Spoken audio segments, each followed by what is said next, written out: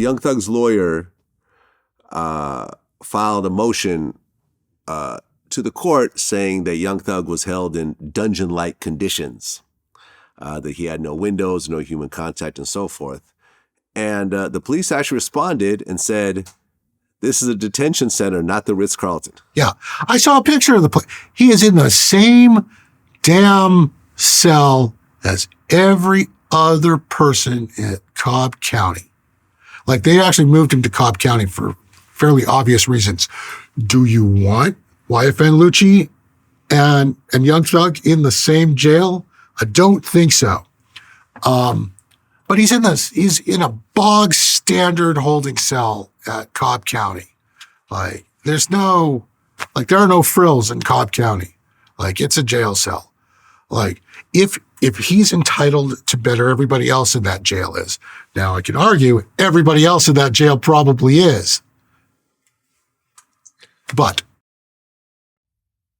Yeah. But it's not like he's being held in some sort of special, I asked, horrible room that, that they're putting him there on purpose. Yeah, well, no, I don't think he is. I asked the jail whether, because the initial descriptions sounded an awful lot like a suicide watch. But the jail tells me that he is not on suicide watch. Like, that's just how they do it. Like, if he was on suicide watch, he'd be in a different cell, like basically next to medical facilities, and somebody would be checking on him every 15 minutes. And that's not what's happening. He's just being kept away from everybody else. And I think that might just be a safety thing. Like, with YFN Lucci's court filings say that he believes that there's a bounty on his head.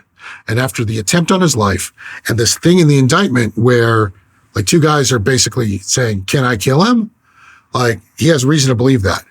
I would think Young Thug is facing the same kind of danger from YSL guys in jail. So I can imagine the jail folks. YFN? YFN, sorry. Like, that Thug is facing the same kind of peril from YFN folks as YFN Lucci is from YSL folks.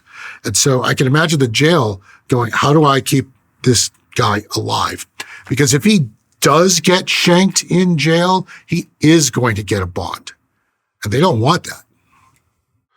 Okay, but YFN Lucci got stabbed in jail and still didn't get a bond. Yeah, I think he might at some point. Like, I think he might. Especially if there's another attempt. Like this, like if they can argue that he's not safe, what are you going to do?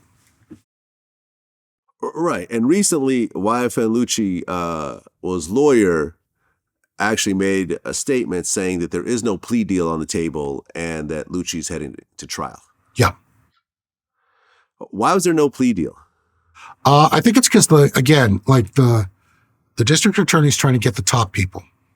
And I'm going to argue this for a second, but Lucci looks like he's one of the two. There's another fellow. I'm sorry, it'll come to me. Lucci looks like he's the top of the chain, like in terms of YFN in Atlanta. And so they don't want to let the big guys off while frying the little ones. They would rather let the little guys go while they capture the big fish. And it's exactly why I think Thug is not going to get a deal either. But here's the thing. And it's the next step in the ladder for me as a journalist as I'm looking at all of this. We're placing a lot of blame on guys like YFN Lucci and Young Thug for violent crime in Atlanta. But these guys are being facilitated by major labels. Like Young Thug, YSL's label is an imprint of 300 Entertainment, which is owned by Warner Music Group. Warner Music Group is owned by a fellow named Len Blavatnik. He's an American by way of Soviet Russia.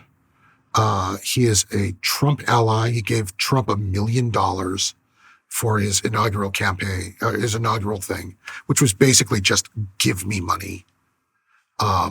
He's aligned with Vladimir Putin. He has helped other oligarchs shed their financial problems, essentially, because of sanctions in the past. That's who owns Warner. And I'm looking at the top guy and how his music empire is profiting from all of this murder and blood and death in the streets of Atlanta. And I'm wondering at what point someone at the top, the real top, starts to accrue liability. I'm not saying necessarily that guy needs to go to jail. I'm saying, where's the civil lawsuit that says Warner Music was deliberately cultivating violence for commercial purposes?